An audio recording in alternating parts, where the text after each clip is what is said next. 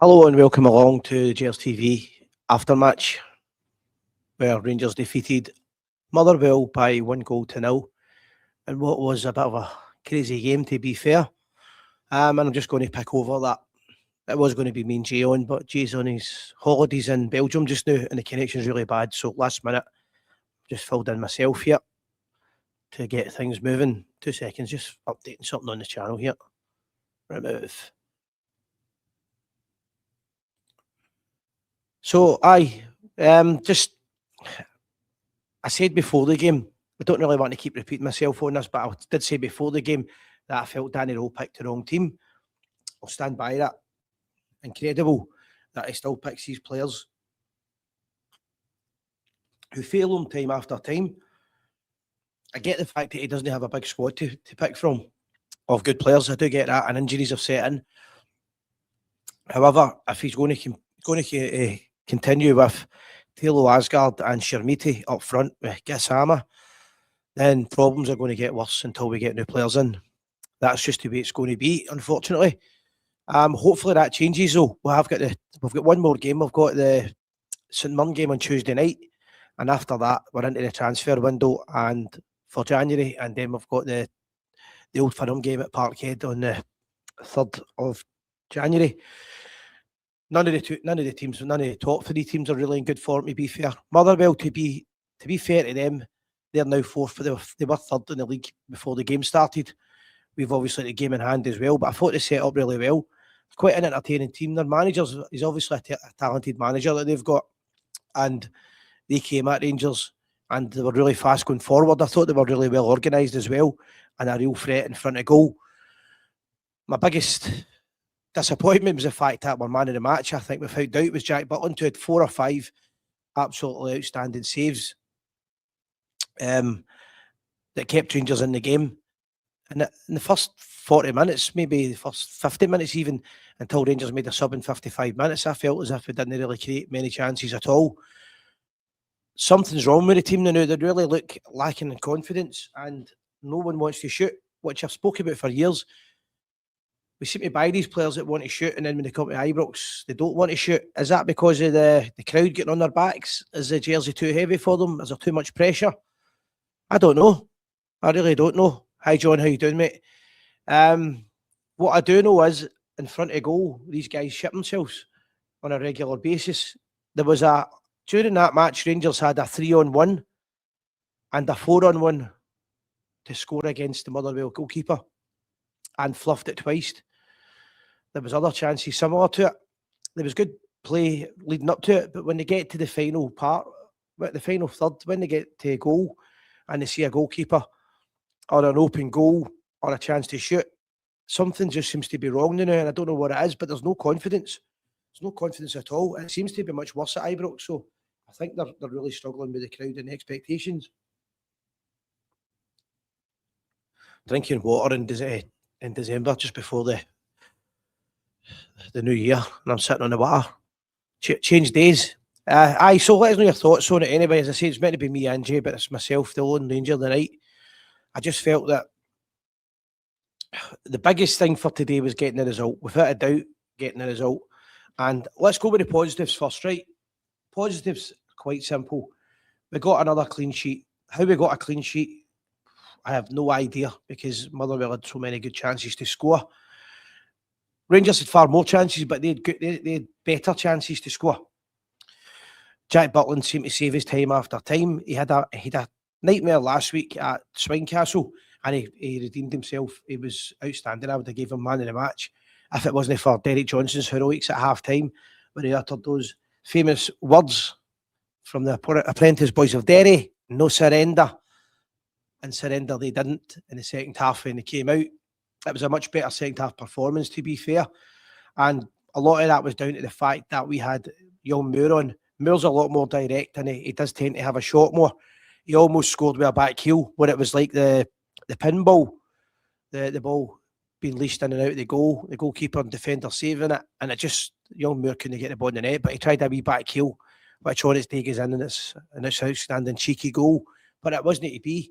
But Rangers kept play. That was a big thing for it, as Rangers kept going, never stopped. I thought the referee and the linesman, there was, okay, the goal was offside, fair enough for that. I just think that the standards of refereeing just now are absolutely atrocious. The lowest I've ever been. Well, I don't see him getting any better ever since the days of Celtic forcing a refereeing strike, which should never have been allowed. Ever since they forced that strike, the referees are just, they're at a different level of pish, to be fair. It's incredible. It's extraordinary. There was a Motherwell player, literally one of his knees was on the park, the rest of his body's off the park. And he's on his knees screaming and he's in agony. Surely he just comes off the park. But no, the referee wants to stop the game when it looks like Rangers are going to get the ball. Other than that, chances. Taylor Asgard, I'm not his biggest fan, but he did take a goal well, but it was a great move. Gassama, I thought, played well. I don't want to be full of negative stuff, right? Gassama played well, but see when he's not got the ball, he seems to be so lazy and very lackadaisical. He's quite lightweight, but there's certainly a player in him, not a doubt about that. There's a player in him, and some of his deliveries were really good. Magoma, unlucky with a shot near the end, and the chance that Shermiti missed in the last 15 minutes of the game, or 10 minutes, I can't remember what it was now. Quite frustrating, but I keep saying that there could be a player in Shermiti, but the longer it goes on, the more I doubt that. If I'm being honest, I really don't know where we're going to go with that. The January transfer window is going to be really, really important for Rangers, and they have to get it right. We can't have any more of these kind of mid-table English lower league players coming to the club. Guys like Shermiti, how we get them, how we get rid of them, I don't know. That's one problem. And a comment's just come in there, boy, oh boy, we need a striker. Yep, probably need 2 strikers to be fair, but we definitely need one. Somebody who's a poacher. That's a big thing for me to know. Is I don't think Shermiti's work off the ball's okay. It's probably one of his better games for us, but he's really pish in front of goals. We need somebody, and it's harder to get him nowadays. I get that, but the old-fashioned type poacher is the word I'm looking for. That player who just kicks about the danger area and the ball goes in off his arse. If he headers it, he chists it into the net, whatever. He finds a way to find it. He finds a way to score, and he finds a way to make Rangers win. And that's what we're badly needing in the window. We've spoken about the players so often that we should have brought in, and we haven't done it. So we really need to hope the scouting is going to be much better this year in January. It's going to be an early window because I think we're going to need to really get a player in. Having not seen the games, but listening to the commentary and the reporting of the other 2 games, Hearts unlucky not to come back and get the draw with Hibs in the dying minutes. But the Celtic game, apparently the 2 teams were all over the place in their defences. Celtic's defence was all over the place. So there's a real good opportunity next week. We've still got St Mirren to beat first, but there's a good opportunity next week to capitalise on that really bad defence that they've got. But to do that, you have to take your chances, and I mean all your chances. This fluffing it, or not want to shoot when you've got right in front of goal, having another touch, or the favourite today. I'm going to shoot, but why would I want to shoot when I can pass it to somebody else and let them shoot, who then decide to do the same thing again? And what you get is 3 or 4 chances and nobody actually takes it. At Celtic Park next week, we need somebody that will take it. A name's just came up there, Danilo. Danilo could be moved behind Shermiti. There's so many places. I mean, Danilo could have played instead of Diamonde today. As I said before the game, Diamonde, Shermiti and Gassama up front. There's no meat in that for me. There's no real threat, and that's what it proved as I watched the game. Sometimes you want to be wrong. You want Rangers to prove you wrong. You want the club to do well. You want them to win. You want the team to play for the jersey. It just seems to be it's getting harder and harder to report on these games and talk about it, because it's the same shit with a different shovel every week.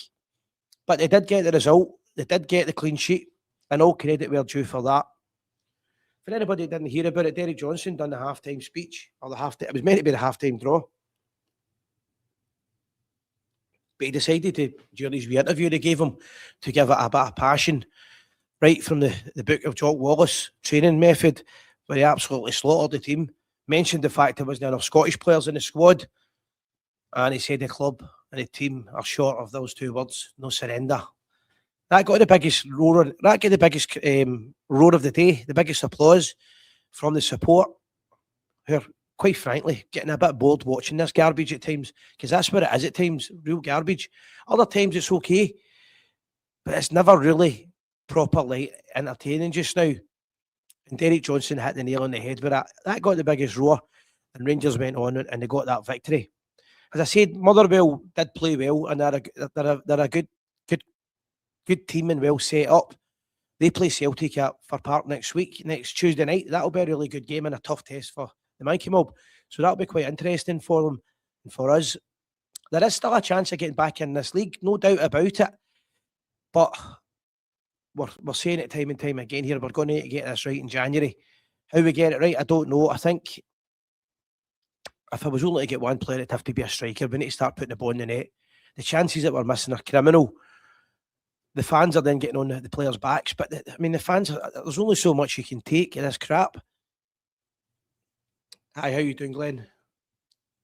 Evening, a lot of missed chances. So I'll just show you the comments. People are agreeing with what I'm saying here. I don't mind people disagreeing. It's just that it just seems to be, to me, we can't do the basics. We don't have anybody in there that can do the poaching.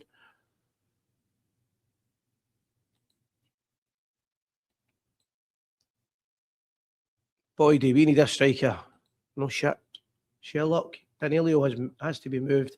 Mentioned Meaty, I've mentioned that. DJ was spot on. Evening, a lot of missed chances. Hi, Glenn. We can't keep this up. We cannot keep up these missed chances. I said last week I would have dropped Butland. I'm glad he didn't listen to me with that one. But listen, the honeymoon period's finished with Danilo. He's got to get this right. So one bit of advice I would say, hopefully he's took Derek Johnson's advice, but start picking the right team. Don't be going to Celtic Park next week and the St Mirren game. Don't be coming into that and picking these failures again. I get it. You've got to get rid of them. You need to put them on the market. I was going to say the map. You need to put them on the market. You need to put them up out there so they can people can see them and make their choice if they want to buy them or not. And if anybody's crazy enough to buy them, fire in. But that's at our expense. There's players not getting a chance. We can't keep this up. So I really hope that this is going to be the last time we see Shermiti, to be fair. I don't think it will be. I've got a funny feeling he's going to be haunting us all season. I get this misty work. Another comment coming in here.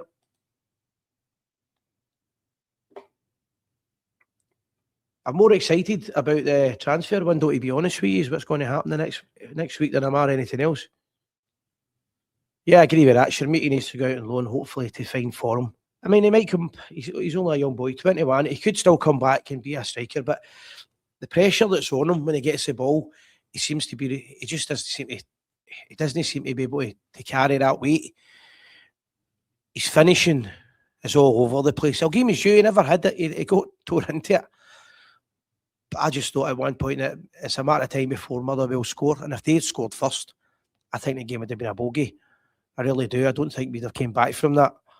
But we did. We got the goal. We got the first goal. Well, we got the first goal chopped off and then we got another goal. A couple of months ago, that would have been, our heads would have went down with that, to be fair. And when the heads go down, our club find it hard to go back, our team especially, they find it hard to get them back up again, as you saw at Tynecastle last week. But they got on with it. I haven't seen a replay. They got the offside goal, but I think it was offside, to be fair, because it looked offside at the stadium. But other than that, we got the goal that mattered. It was a well-taken goal.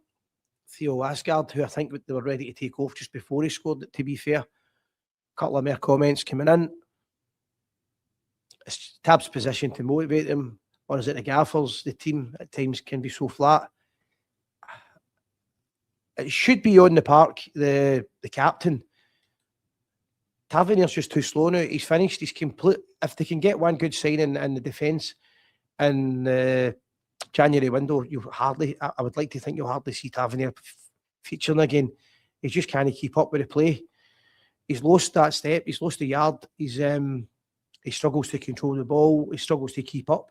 And he's never been a great motivator, I don't think, on the park. So to answer your question, it's probably going to have to be the manager that does that. But Connor Barron seems to be the guy that said the natural replacement. I thought Barron was outstanding. Played really well. couple of misplaced passes, but I don't mind that. I don't mind players making a mistake. See if they can get back off their arse and get back up and get into it. I like that. I like a player that can address his mistakes and carry on. Just seen a comment here. Braga want Shermiti on loan. Hopefully it goes through. I haven't seen that. Was that today you saw that, Glenn? Hopefully. You know what? He might actually go to, is it Portugal? Braga? I think Braga's Portugal on it. He's been blank. That type of league, I think he would go to, and he might actually do well with less pressure on him. Nice climate and settle down. But one thing's for sure, he's struggling big time in Glasgow.